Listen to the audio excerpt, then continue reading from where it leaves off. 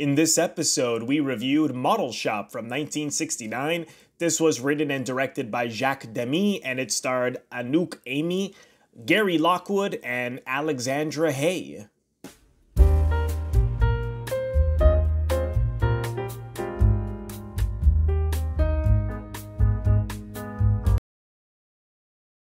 Welcome to Robert Bellissimo at the Movies. This is a YouTube video podcast exploring storytelling on film, as well as interviews with industry professionals who work in film, television, theater, among other areas of the arts. I want to welcome back to the show Duke Haney. You know him as the author of Band for Life, Subversia, and Death Valley Superstars. Duke, welcome back. Always a pleasure. Thank you, Robert. It is always a pleasure. You say that people will know me from. I doubt that they'll know me from anything, but from this show. Kind of you to suggest otherwise. For people who perhaps haven't seen this film, I'll just read a brief synopsis. 26-year-old George Matthews is a young man who is having a bittersweet affair with a French divorcee in Los Angeles. As he awaits the draft, he meets Lola, a French woman who works in a model shop. George spends his last few dollars to photograph her and discovers she's as unhappy as he. And though their time together is brief, it helps to give both the determination to face their respective obstacles. Maybe that wasn't the best synopsis. No, it's not a very good synopsis. I don't know where you found that. Yeah, well, there's a bunch on IMDb. I should always kind of vet these. Let me try another one. What do you think? This one is: George is unemployed, broke, about to be drafted to Vietnam, and suddenly madly in love with the divine Lola, a woman he has only briefly glimpsed. Now George searches for his potential amour through the city of Los Angeles.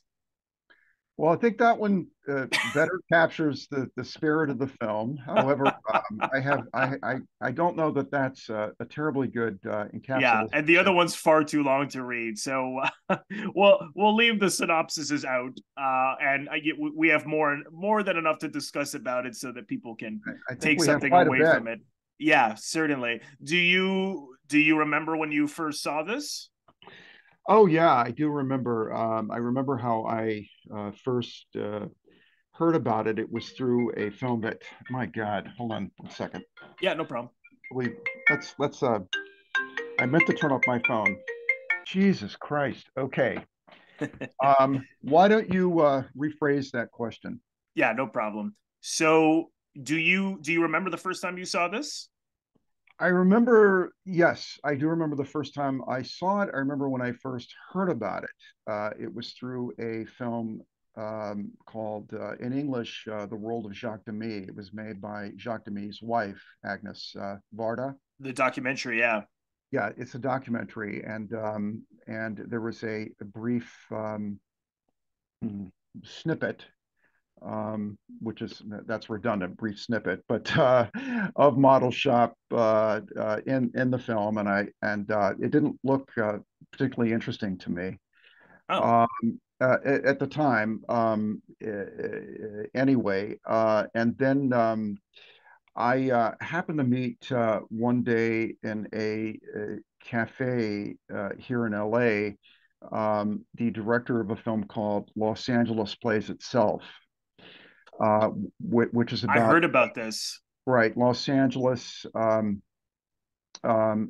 the backdrop for so many films. Right. And so he told me about the film, which I don't think had been released yet. And when it was released, interestingly, I saw it in a theater in New York City, not in LA. But that director's Tom Anderson. Just so people are interested. Yeah, that's the whole thing. I was in this cafe with a friend of mine, and my friend thought that he was Kenneth Anger. I won't get into why he thought it was Kenneth Anger. And I said, I don't think that's Kenneth Anger, because I've actually seen Kenneth Anger at screenings in New York. But I went up to him and I said, you're not Kenneth Anger, are you? And he said, no, but I am a film director. There you go. I directed a film. He also taught film at some UC. I've forgotten where the hell it was. But anyway, he taught film too. And so there was some stuff in there about Model Shop, and there was specifically there was a shot of a house that I took to be Venice Beach. In fact, it was in Marina del Rey, which is very close to Venice Beach. It's of an oil derrick right next to this sort of somewhat dilapidated bungalow. Which we Uh, see at the beginning where at they're the beginning living. of the film, right, Right. right. And I was like, oh my God, that's amazing looking. And it had all these driving shots, because a lot of the film, takes place in cars while the Gary Lockwood character is driving around L.A. Right. The Anouk Aimee character also is seen driving around L.A. Um, and um, and I love stuff like that. I mean, if you've got dated location footage of LA, particularly, but New York also. I mean, I am in, man. I Yeah. mean, I am I'm automatic. there too. Yeah, It's amazing how time capsules can do that. And I can never quite figure out why I'm so drawn to that as well. But it's just something about it. anyway, I made it a point to try to seek out model shop, and of course I loved it. Right. Uh, for obvious reasons, right away. And At the time, I had not seen Lola. It's a sort of a sequel to Jacques Demy's first film, Lola, Yeah. about a sort of um, uh, uh, uh, dance hall girl, um, sort of a quasi hooker, I think we can assume, Yeah. living in Demy's hometown, Nantes, it's an oceanside town, Hmm. a navy town, uh, and there's a dark young man who knew Lola, which is a stage name. It's actually the name of Marlena Yes. Dietrich's character Yeah. And in Blue Angel. Angel, right, right. Right. And this troubled young man knew Lola when they were in their early teens, and they have a chance encounter on the street. Hmm. And this young man, his name is Roland, has been fired, I think, on that very day. He's apt to daydream. He's doesn't really know uh, where he's going, what he wants to do, that sort of thing. And Yeah. he so It's the once he runs, existential crisis, as we right, were saying before, similar to what George is going through, but right, different, but similar. He's a similar type. very, very similar. Yeah. And he falls in love with Lola after this reunion. And But she pines for a man who at the end of the film magically returns to Nantes. He's suddenly wealthy. I think he's driving an American car. She's having a relationship uh, uh, while she's seeing Roland with an American sailor named Frankie, That's right. Yes. um, played rather unconvincingly by a Frenchman. But who cares? It's a nice little film with a lot of location shots in it. Yeah. Yeah. And so Of course, Demy went on to have great international success with two musicals that he directed, both starring Catherine Deneuve. The first was The Umbrellas of Cherbourg, and the Yes. other was The Young Girls of Rochefort. Yeah. Yeah. That's right. Yeah. I still have to see both of these. Well, they're beautiful films. Yeah. And the score by Michel Legrand in Umbrellas of Cherbourg is legendary. Right. Uh, the second film also stars Deneuve's sister, Francois d'Orléac, Oh, yes. Yeah. who She was died in a car accident, I really believe. horrific Yeah. accident. Yeah, her car overturned and it was burning. Right. She was seen trying to get out of the car, screaming for help. Yeah. The car Yeah. was I consumed. read that. It's really a terrible thing. God. She starred in Roman Polanski's Cul-de-sac, uh, Cul-de-sac. That's right. and was a movie star in her own right. Hmm. Actually, I kind of like her more than I like Deneuve. But um, so these It was the success of these films that led Columbia Pictures to offer Demy an opportunity to make a film in America, and he and Varda of course, came to Hollywood, and they each made a film during their time there. They both seem really smitten with Yes, with LA. Los Angeles, yeah, and there's some curious overlap between the two films. But anyway, I'm talking too much. No, no, this is all great. This is all great trivia on how this film came to be. But yeah, the one that Agnes Varda made is called Lion's Love, which I just saw, and I just loved it. I just took to it Mm. immediately. We'll have to review that some other time because I thought it was great. But this was my first time seeing Model Shop. I had heard of it in the past because my former co-host, who you know, has always Steve Chambers, always loved this film and always talked about it. And I just hadn't gotten around to it. And actually, in fact, I hadn't seen any Demy films prior to a week ago. He's just one of these directors I haven't gotten to yet. But I really, really like this. And I was curious for you, what is it that you think this is all? What is the heart of the film to you?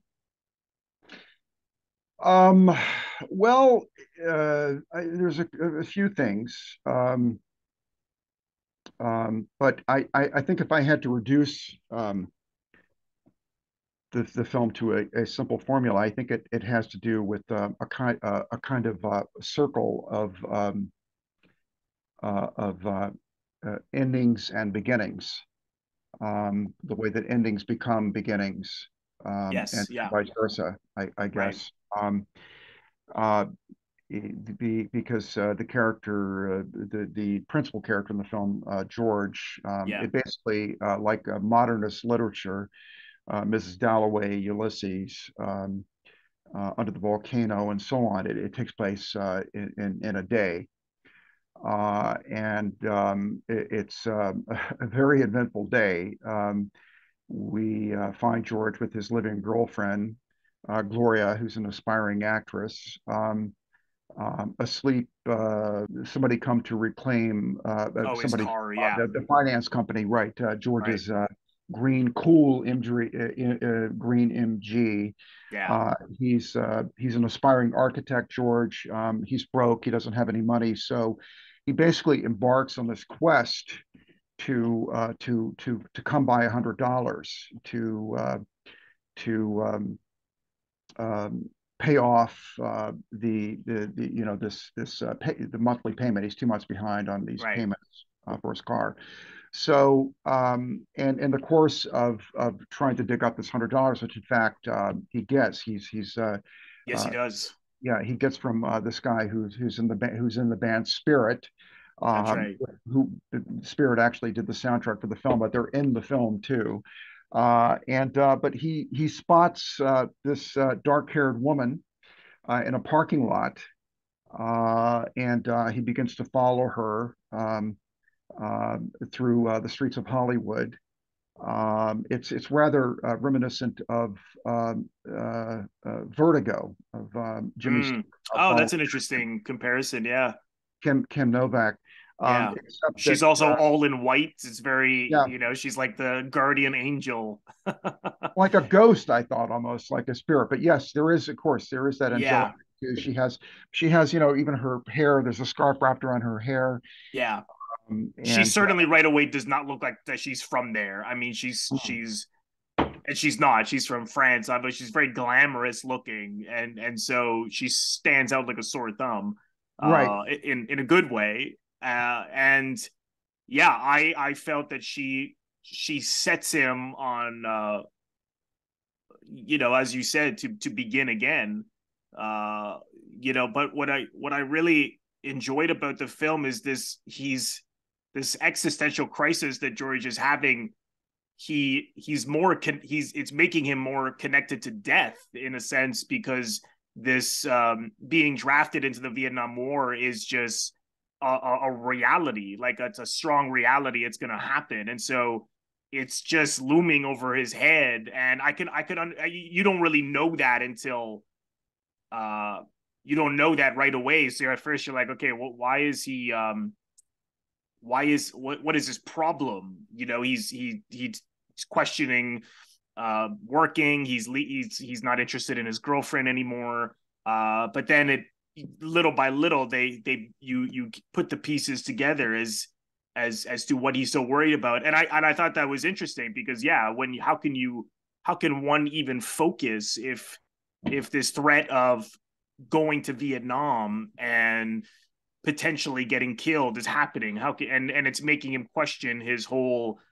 life of what's the point of building, as he says at the end, what's the point of building when man's drive in life is to destroy everything. And so I thought that was really appealing as he's lost all hope and he's lost love in his life, and she basically, here's a woman who's struggled a lot herself, and so she gives restores his hope, and he learns to begin again, even though I think the ending, which we'll get to, I'm sure, I thought was really interesting, because even though it's hopeful, it felt as though, yeah, it's hopeful, but it's gonna be hard, as that car is being towed at the end, as he's on the phone. So I don't know if those were things that popped out to you, this connection with death and how that is leading to his crisis of living in general. Um, well, I don't know. I don't think that it really it's death is weighing on him consciously up until a certain point in the film. Um, he is already lost, and because he apparently quit uh, his job. Yeah, Uh, I at one time knew a bunch of young aspiring architects, and they all were sort of indentured servants. I think at one point or another, working for these much bigger architects, and very frustrated, and that disparity between their aspirations and the reality of their lives. They would have been around the same age as George in this film. I think that that's his existential crisis, I think, has a lot to do with that. I don't think he particularly respects his girlfriend, Gloria. right. Uh, she says at one point that she was asking him for a child, but at the same time, I mean, why would she even want a child when her biggest drive seems to be to become a famous actress? I mean, it's very difficult to sort of do both. Yeah, Uh, yeah, but he's only been in LA for about a year. He's from San Francisco, we learned. So, in a way, his he in that way reflects Demy, a newcomer to LA, but and I think Demy puts even some of his own impressions of LA into George's mouth. It's a city full of poetry, he says, and yeah, yeah, uh, people say it's ugly, but actually it's really beautiful. And yeah, he wants to build something, great here and all that. yeah. Um, Well, because he mentions that he's losing patience with how long it takes to build up your career, and then, well, what he's like, what am I going to end up building, like little hotels? Like, it seems like he wants to build something that he's proud of, and not just something that's merely a job. So I well, think that was also part of it. It's like, am I going to put all my energy into this, and then it's not going to be what I wanted or what I hoped or what I love. It's not going to have the feelings. It's kind of like going into the arts, and maybe you're working, but maybe the jobs are not what you hoped for. you know, that's how I took it, anyways. yes, that is it. And of course, it's a very '60s thing too, Definitely. because this film was shot in 1968. In fact, I had been corresponding with a guy named Dylan Dean Staley. Maybe Right. we'll come back to that later. And of course, he sent me a bunch of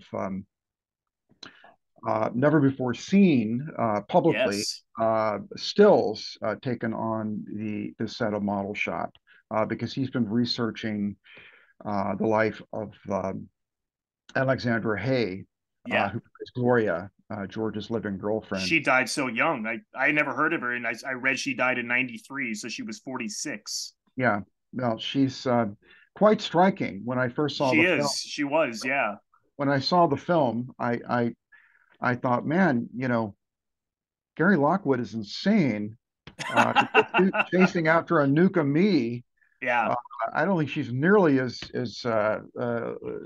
good looking. That this is what I thought at the time I saw the film as Alexandra Hay. She had Alexandra Hay had this long blonde hair, but these really big Yeah. brown eyes. It's kind of a interesting juxtaposition because she's not sort of she doesn't look like a Barbie doll like so many would. No. No. Yeah. She. Really There's a. interesting look. Yeah. There's a certain edge about her. Like I could almost see her doing like some like gothic horror parts or something. Like she's not like, in other words, she's not like a conventional blonde. There was just something about her eyes that there's a sense of danger about her. I felt. I think it's the eyes that really make her Yeah. pop.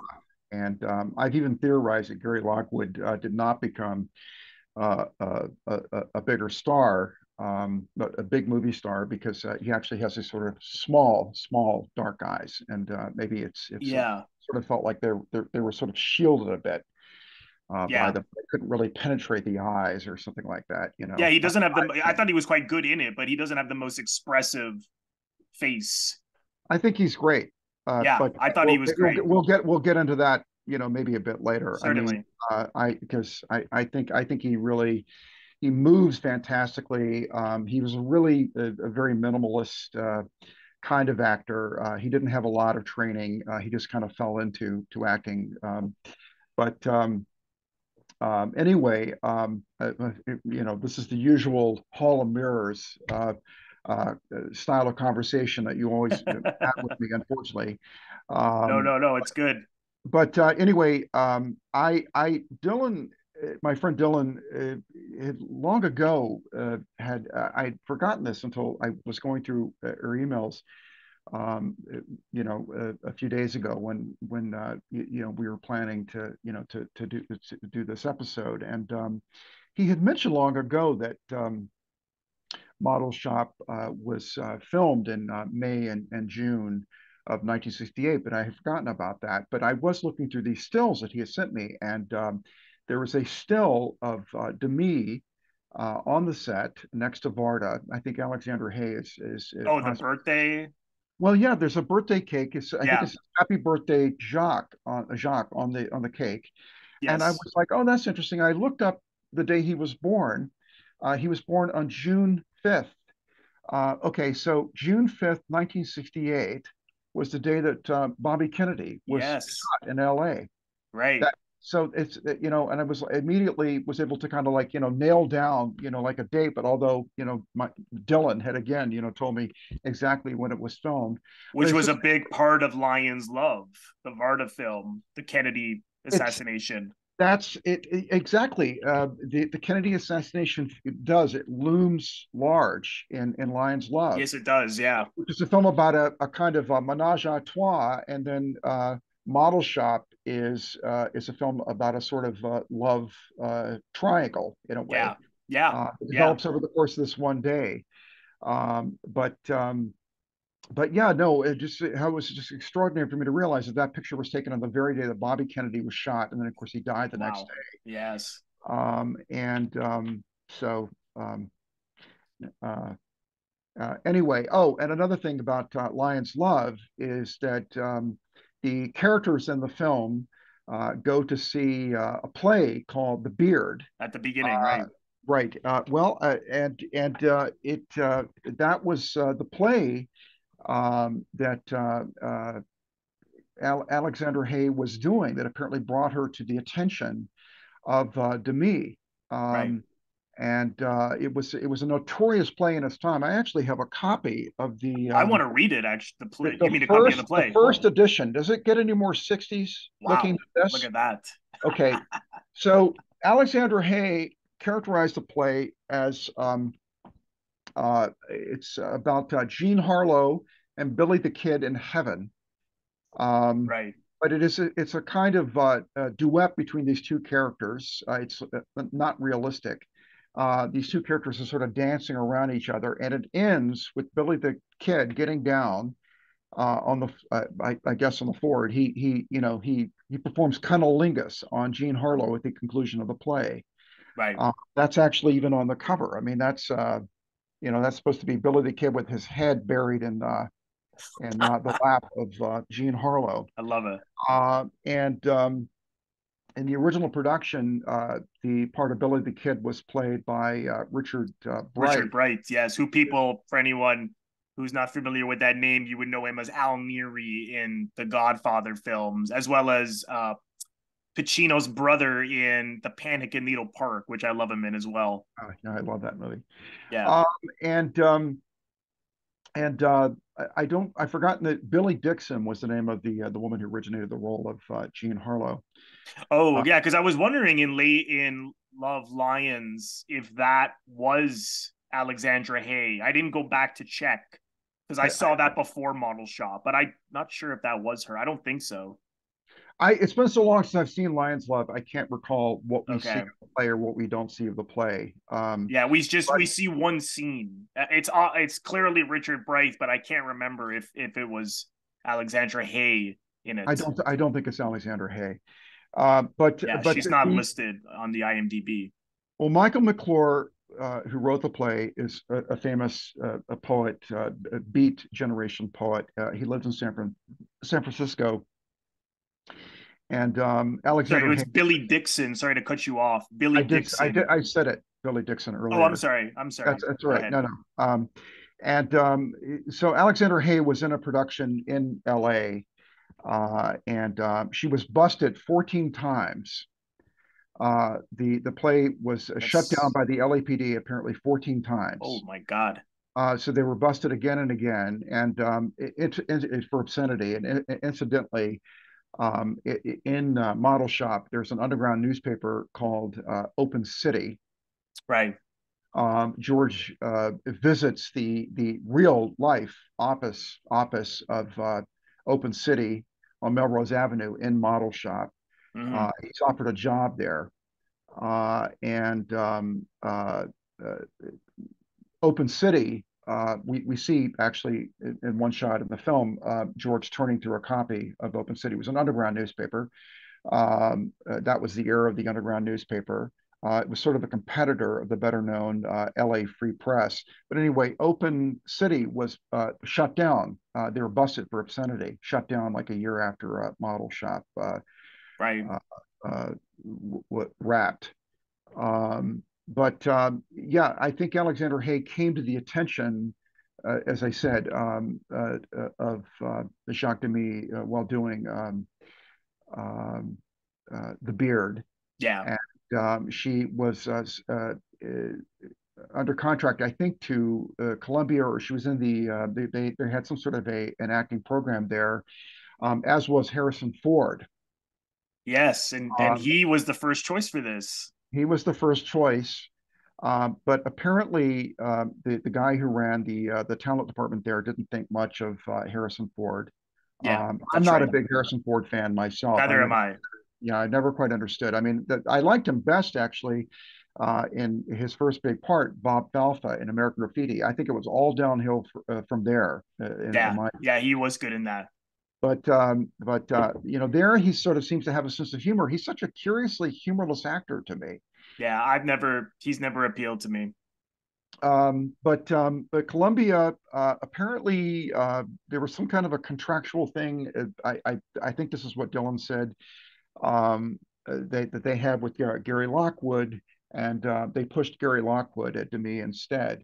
It Uh, says here on IMDb that the Columbia didn't think didn't think that it would make any money with Harrison Ford, which ironically he went on to be the biggest money makers ever in the 70s at Star Wars, Indiana Jones. But yeah, that doesn't necessarily mean he's so great. But I mean, well, I think he's a good actor, but well, I don't they know. didn't think that. No, that the guy who ran the new talent department or something like that. He didn't think that um, Harrison Ford would ever be a movie star, Right, and right, everybody thought that Gary Lockwood was going to be a big right. movie I just want to insert here that I never particularly thought of Gary Lockwood as, much of anything until I watched all of a TV show he did in 1963, 64 called The Lieutenant.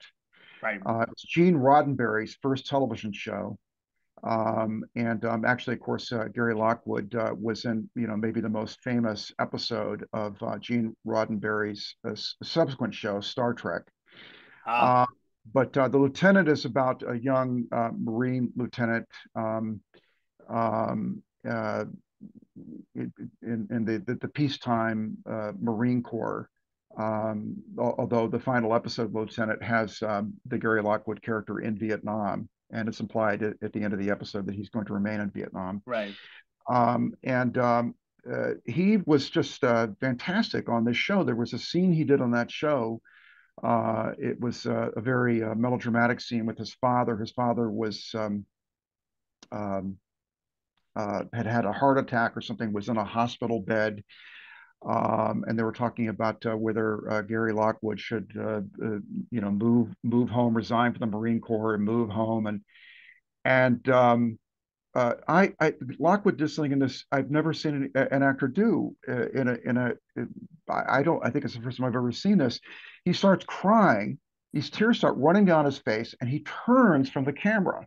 It's as if to hide his tears Mm, from the camera, and you can see the tears flying out of his eyes, even though he's turned away, and then he turns back again.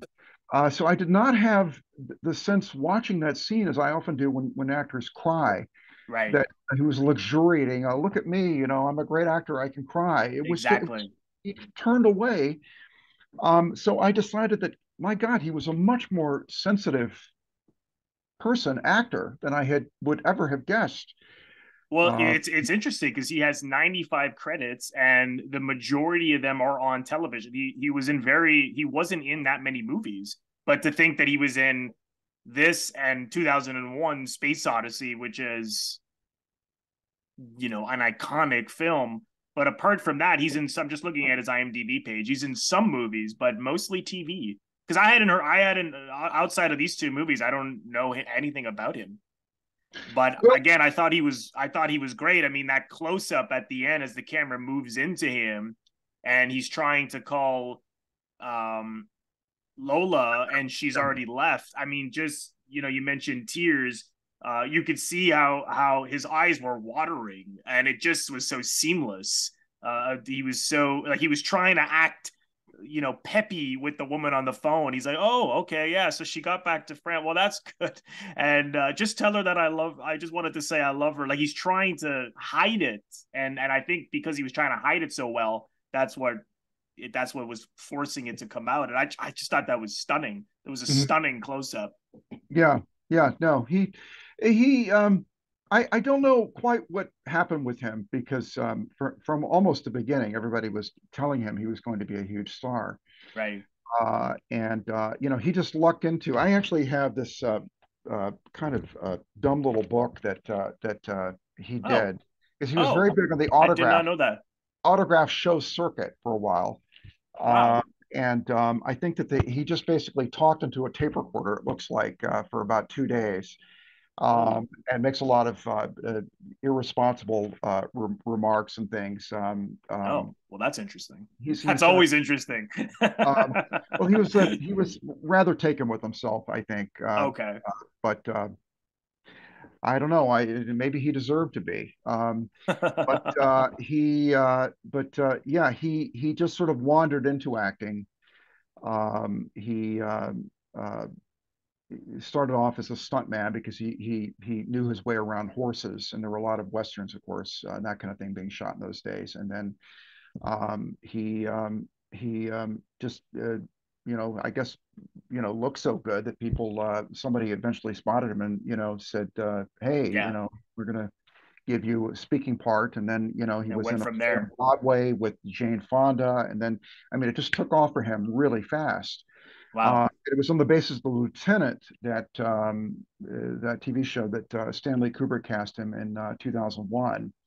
And so, having been in 2001, and again, possibly the most famous episode of Star Trek for, of all time, best known, episode of that Right. Star Trek. I mean, he was, going to clean up on the autograph show circuit. Damn. Uh, but I don't know. In the book, he kind of indicates he doesn't elaborate too much, but he talks about divorcing his first wife, Stephanie Powers, and he says, she basically, he more or less says that she was ambitious and wanted to sort of, climb, further up the show business ladder, while he was doing the opposite. He wanted to kind of, step back. And Right. I think acting became for him just sort of a way for him to make money while he Right. pursued. He says it again in the book. I'm a hedonist, and he was pretty wild. I mean, he talks about like a 2-day bender with Jim Morrison in the book that ended with them body surfing naked out at the beach, and being stopped by a cop who knew that they were both celebrities. It was like, you guys put your clothes on and get out of here. They want to arrest them and subject them to a scandal. I guess in the newspaper. Actor, rock Right. star, arrested naked at beach, Yeah. drunk and naked at beach. Well, that So was it was kind of him. that kind of shit that went on. Yeah. It occurs to me that in all the time that we've been talking, we have not even mentioned that the title of the film has to do with a a a real model shop, that is a place where these places existed I was going to ask you about that. I back was in like, those is that days. a Yeah, real? yeah, That was so unusual. I had no yeah, idea. yeah, And for those of you, who haven't seen it, it's basically that these women who worked in these model shops are people come in and they get a camera and they're able to take photos of them. yeah. And some I imagine something to their fetish, fetishness, and to get off on it, but there's no sex involved. But he doesn't ask her to get naked or anything. But I got the impression that you could ask them to, because she was like, well, you're not very demanding. Like he's like, yeah, yeah, do whatever you want to do. Like he's not even there to take photos. He just wants to talk to her. It Well, was a way to meet her. he's following her. He sees her, then he follows her through the streets. She Yeah, yeah, drives yeah. up to this um, semi mansion up in the Hollywood Hills, and That was an interesting, because I thought, well, is she? I don't, again, kind of like Lola, they suggest that she's not a prostitute, but perhaps she may prostitute herself occasionally. Like, because what was in that mansion? Because she didn't live there. She mm-mm, goes, and then he goes back, and then someone looks through the window at him, and then he leaves. And even in Lola with Frankie, the American, as soon as he sees her, he's like, "Yeah, I just want to love to sleep with you again." And it's like, it's you might say that to your girlfriend, but I just thought, okay, so what, even in that, it's like she works in a dance hall, like it's sex is obviously a part of it, not having sex, but being sexy and alluring, and men getting off on it. But yeah, I guess it's interesting. It's suggested, but you mm-hmm. don't know for sure, is what I Well, took from it. that's what I think I think that's the likely scenario, is that she went up there to make $100. Yeah, I think so. Yeah, I actually, because the George character follows her up there, and then there's this fantastic shot of him.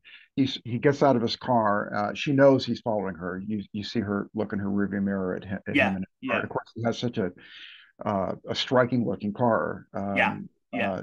So, and then she goes up and rings the doorbell, or knocks the door, and she goes inside, and he walks around to the side of the house, and there's this fantastic shot of him standing and looking out at the city.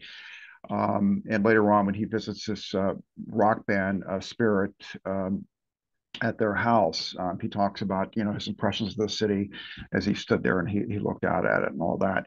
But then later he goes back to the house. Her car is gone. He knocks at the door, rings the doorbell, and you hear a woman's voice from inside the house say, who is it or something? And he says, I want to speak to the woman who was here earlier. This voice says, nobody's here. Nobody came. Right. And Right. he looks up and you see this curtain snap shut. Yeah. And I actually froze the film, and you can actually, if you freeze it, you can see it must be on, only in like maybe 10 frames of the film or something like that. Yeah. I was wondering if it was It's a her. I don't know maid, if. it's a woman. It's no, no, Okay. a Okay. woman in a maid suit, and we Okay. don't hear her voice. So there's some reason why the maid at this house, or somebody inside the house, doesn't want to admit Yeah. that it came to the house. And so I think we can conclude For uh, sure. that probably Lola, because she's trying to earn enough money to get back Right. to To France. France. Yeah. Because she's separated from her her child who's 14. Yeah, he's 14 he's and in Lola. The boy's in yes, Lola. he is. Yeah. Yeah. And this as she says later, the marriage has fallen apart, and he gambled all they had. And the connection, that's a way it connects to another film of Demy, Bay of Angels, with Jeanne Moreau, where it's all about gambling, addiction in this relationship. And that's the character that he met in her husband met the Jeanne Moreau character in Vegas. And he's like, well, he didn't fall in love with her, but they were gambling together and he lost everything. So she has been shattered. I mean, here she had to send her son home while she is earning an income, because why they went to America they don't explain. But anyways, they were in New York first, then now they're in LA. He gambled everything. The relationship tore apart, and so she's trying to get back home.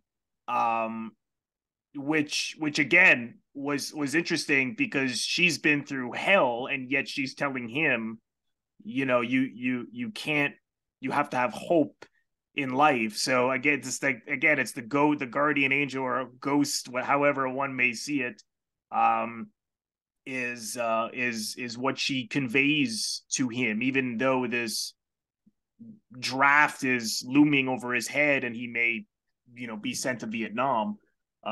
It doesn't mean that should just give up on life because things may be very, very, very hard. That's what I took from it. I don't know if you had a different perspective or a similar one. Um, yeah, no. I mean, we don't really learn about he doesn't learn that he's about to be drafted uh, until there Yeah, when he's in the seems newspaper, he when goes he to goes, the yeah, office of the Underground newspaper, and they offer him a job. He's been looking for a job, and then he right, goes right, calls home in San Francisco, and his parents tell him that he's yeah, gotten this notice that tells him he's supposed to report to the military on Monday morning or whatever it is, the right. following 2 days from that, But and he, then he was certainly worried about it from the beginning of the right away. Like when she's like, well, why don't you just go back to work, his girlfriend? And he's like, well, what's the point?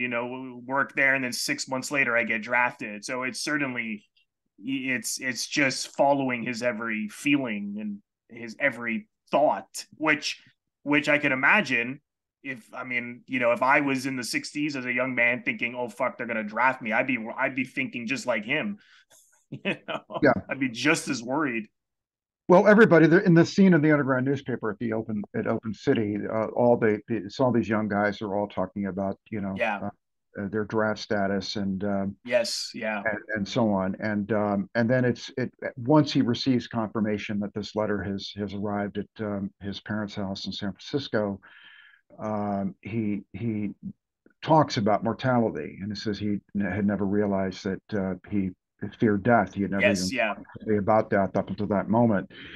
Um, and so he he had already by that time taken this part of this $100 that he was loaned by one of the guys in the band Spirit.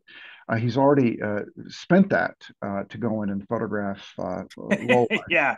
Well, that And was also interesting. That was because he's being in, I think this because he's in this negative headspace of like, what's the point of living? It is making him sort of make some of these poor self-destructive choices. Like he has his $100 that he can pay and keep his car, and he's like, screw it, I'm gonna go meet this woman. So he's just following his instincts the whole film. This woman intrigues me, I'm gonna follow her. I'm falling in love with her, I'm gonna tell her.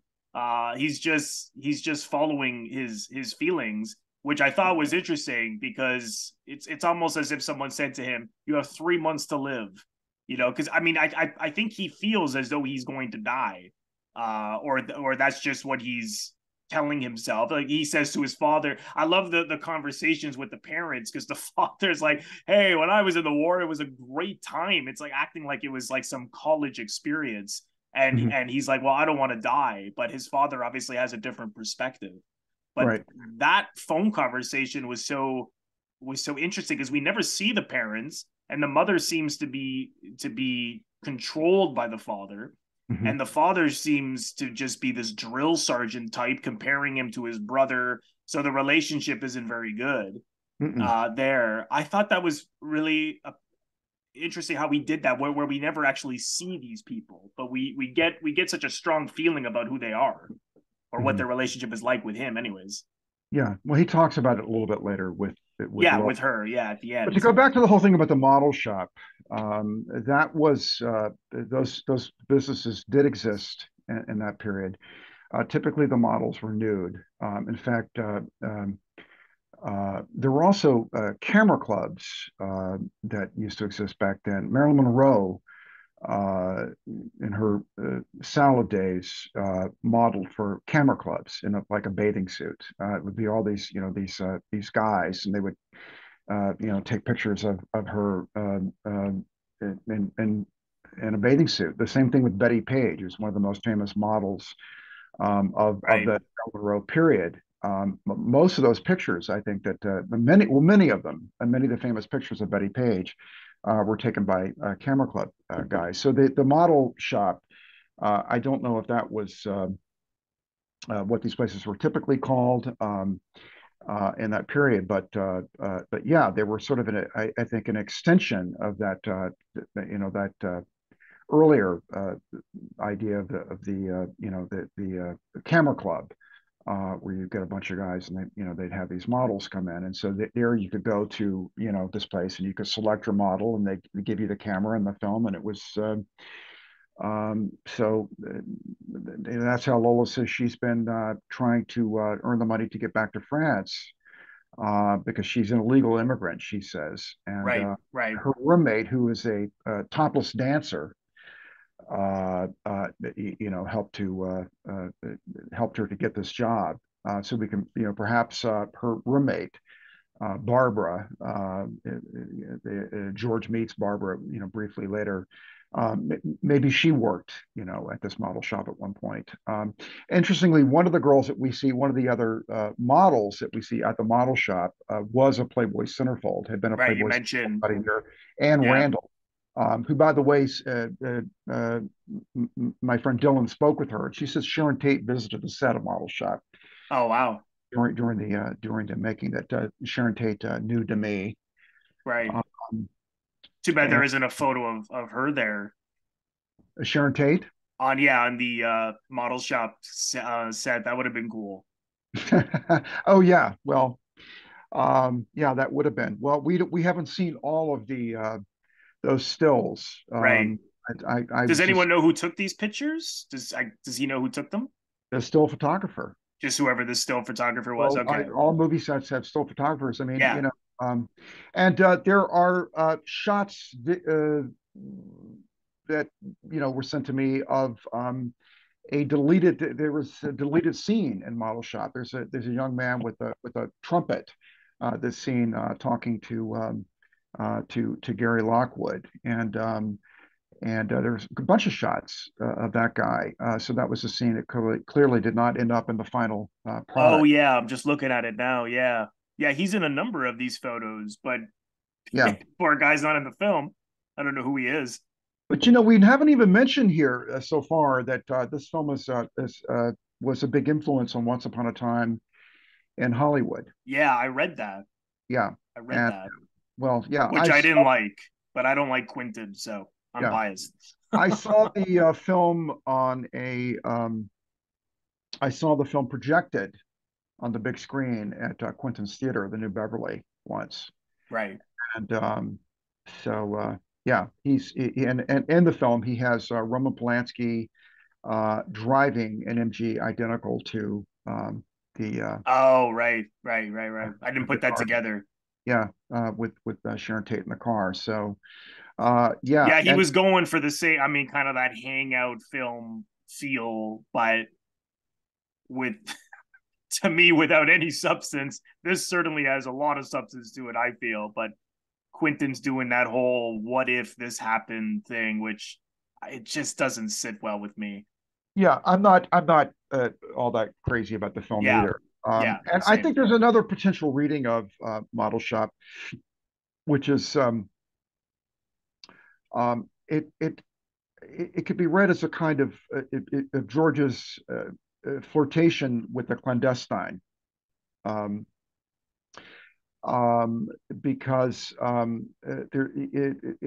think that the inclusion of Alexander Hay, there's a sort of interesting sort of off-screen a subtext with her having this sort of scandalous, somewhat scandalous past, being busted 14 times in this play, and then uh, uh, Ileana Douglas did the commentary on the Blu-ray release of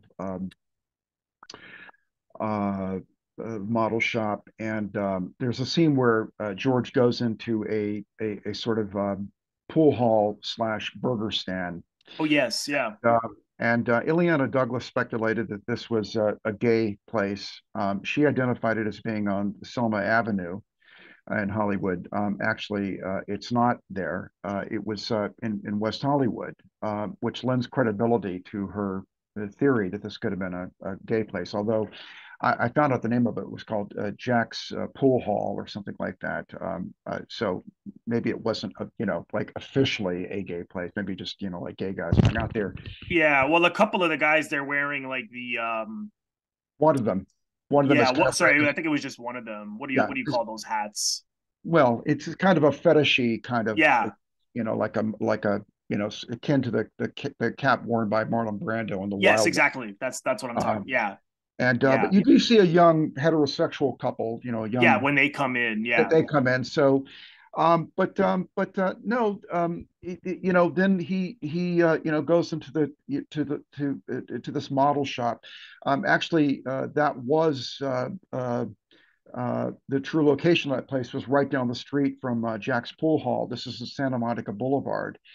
And in that period, more starting in 1969, a lot of so-called adult bookstores opened up on Santa Monica Boulevard. That seemed to be the big, the main drag for your pornographic purposes. Yeah. Um, That scene at the end I thought was so sad where because in the first scene he was so disinterested in her, but when she does walk out at the end and he says I didn't want to hurt you. I got the impression he cared for her. It's just that there just wasn't they he just didn't love her for whatever reason. well, he says uh he says to Lola that he's never said Never I love been in you to love, right? anyone. Right. And so they're kind Yeah. of he and Lola are opposites in that way because she has been deeply in love and been burned by love, and he's Yeah. never been in love. Right. Uh, and there was a Yeah. whole thing that you were talking about earlier, but we're going to lose our place. We'll have to come back to this. What we're talking about, we'll have to Okay. bookmark Yeah. something about Alexander Hay. But you're Okay. talking at one point about the whole thing of whether is it worthwhile to build anything because Right.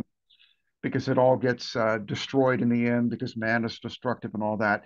But Yeah. in essence, um, George and Lola, um, they create something together. This love that lasts, one night. Yes. Yeah. It's ephemeral, Yeah. uh, and so that's it's a memory, Yeah. Well, it changed. I together. mean, it's a life changer for him, and I mean, again, it's optimistic in the sense that you feel that it's given him something, some kind of hope in love and in life to go on, even in the most troubling of times. Because like here's this woman who's been in love with the same man for such a long time, and that seems to have anchored her throughout his life. And here's a guy who's now so cynical and questioning life because of what may happen if he gets drafted to go to Vietnam. And now he's fallen in love, and it's given him some kind of lease on life. And I love, again, that last scene was so touching when he calls the bottle shop, and yeah, it's like, yeah, she's not there, and they were gonna meet again that day, and he's upset about it. But as he Well, says, I just wanted her to know I want to begin again. But it's well, interesting because he says I was going to, so it's like is so it's sort of a little vague, It's not kind of like we know certainly where this man is gonna wind up. I thought the fact that his car was being towed at the same time, I thought that was really interesting because you feel hope for this guy, but you feel as though it's gonna be tough, like it is for anyone. It's always gonna be challenging, life in well, general. everything has ended for him in LA. The car is gone. Gloria's gone. She's already going to move in with another guy. Yeah, yeah, And he's so it turned out that he was right to spend the money on this trip into the model shop because he was going to be drafted anyway. yeah. And the so he wasn't going to need the car. And That's true. but he doesn't call the model shop. He calls Lola's now Oh, former that was the roommate. the Right, topless dancer. This is right. sort of what I was trying to get at earlier with this whole thing about the clandestine. Yeah, But he's speaking with her roommate on the phone, and so his whole life has in a way ended.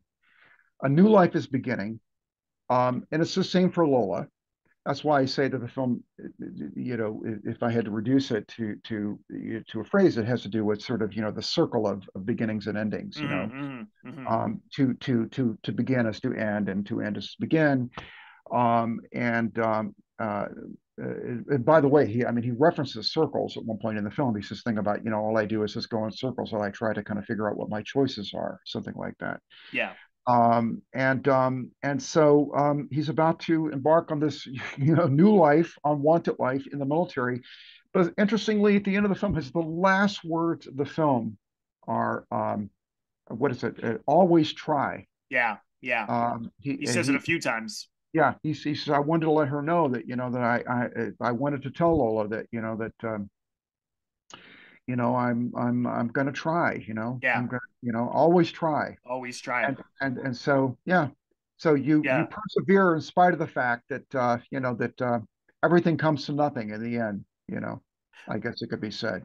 yeah. Well, again, I thought that was so appealing, and you saw that as well in Lola, because the guy at the end also doesn't get with Lola, but he's gained this experience of seeing this woman again, falling in love with her childhood friend in that case, and even though she goes she her husband comes back, you then see him, that same guy with a suitcase, at the end as he embarks on his new journey. So I I think from what I've seen of these few films, Bay of Angels as well, is this sense of there's always good. There's even when things are bad, there's something good, and even when things are good, there's something bad. And I wonder if that's something he got from Jean Renoir, because Renoir's films are like that as well. And I know that Demy on the Criterion Channel, there's actually these excellent interviews with Jacques Demy and Renoir.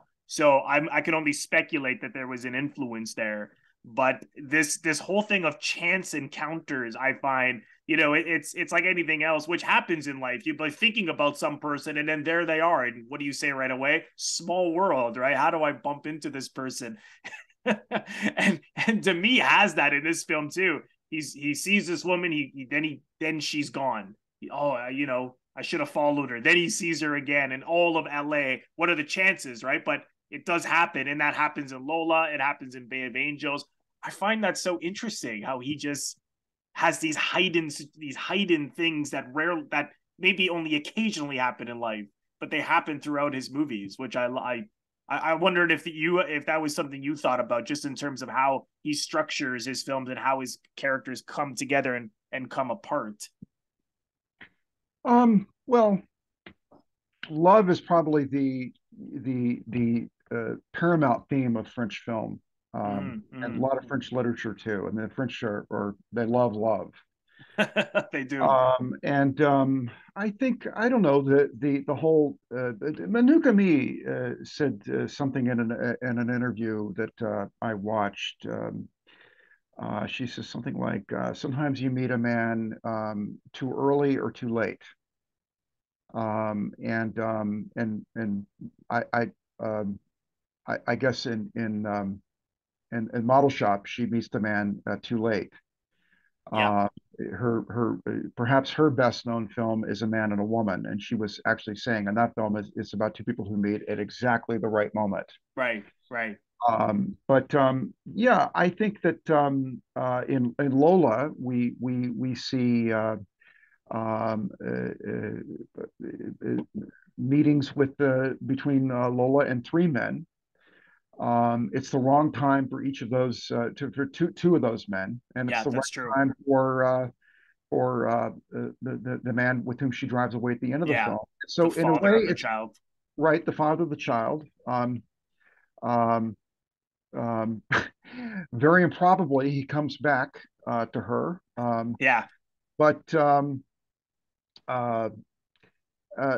so it seems to be this kind of Hollywood ending, and yet as she drives away, she passes Roland, the dark young man who has been in love with her, Yeah. and he looks rather somber. So it's Yeah. not a happy ending for him. No, not at all. No, no. But at the same time, it was still such a benefit to him to have met her again and fallen for her. Because as he says, well, at least it's come to this. At least it's come to these feelings, which because he's having this crisis of what's the point of living. So yeah, it's always somewhat happy in a Hollywood sense, but then somewhat not. And I like that. I think it's done quite well. Because it's easy to pick one or the other, right? Well, the same character, Roland, marries Catherine Deneuve in The Umbrellas of Cherbourg. Oh, I didn't know that. See, that's like I Um, said, I haven't seen that yet. so the characters from Demy films, they don't always necessarily travel from film to film, but there are allusions to them because there's an allusion to the Jeanne Moreau character in Bay of Angels. Uh, Yes. but she's not even an allusion; she's referenced. Yeah, She's they referenced say by her name, name right? flat out. Yeah. There is an allusion to Catherine, a true allusion to Catherine Deneuve in Model Shop. We see a magazine with her picture on the cover of it. Yeah. So there's all this sort of meta stuff. Yeah.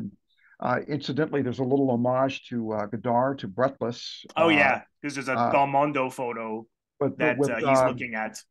with there's a bit where Lockwood is on the phone. Actually, it's when he learns he's about to be he's been drafted, and there's a shot of Belmondo on the wall, and this references, of course, the scene in Breathless when Yeah. Mondo sees a picture of Bogart. Bogart, right? Yeah. Leans down, looks at the picture of Bogart. I love Uh, that. Was there anything else you wanted to mention? no, it's just this whole episode I think really kind of came out of our Zabriskie Point episode. Yeah, I yeah. The mentioned at the end of it European take on America. on Los Angeles Yeah. specifically, Yes, and I that's said right. that I regarded uh, Model Shop as a part of Unwitting Trilogy, a films made about LA by European directors in that same Yes. period, all shot in 1968, 69. Yeah. And so, um, it was pointed out to me by somebody else that Varda had made a film called Cleo from 5 to 7. Yes. Great It's film. about a pop singer, right, right. Yeah. And in that film, I've reviewed that one in the she meets past. a Yeah. soldier. She meets a soldier from who's back in France. He's been fighting, I guess, in Algeria. Mm. And this person seemed to think that the whole George being drafted to go, to go off and serve in the Vietnam War, that he thought that part of the character of George came from the soldier in Oh Cleo yeah. Yeah. 7. Um, but yeah, I think there's an interesting sort of dialogue that occurs between the films of Varda and the films of Demy, and I think you'll really love the Umbrellas of Cherbourg. I'm guessing, and the Young Girls of Rochefort Oh yeah. I also. probably will. I probably will. I'm gonna get to them. I'm gonna get to them soon. Uh, here's a question that I know you love: is sharing your social media handles. If people want to follow you online, where's the best place for them to get in touch?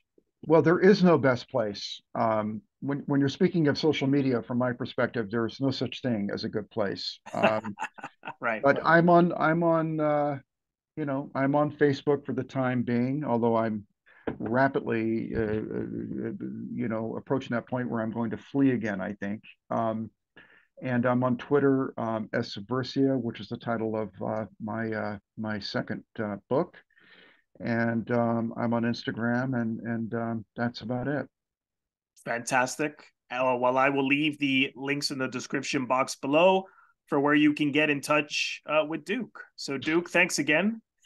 Thank you, Robert. Thank you for having me on. I love My the movie. pleasure. It was really a pleasure to get to say a little bit about it in my extremely disorganized way, That's a all right.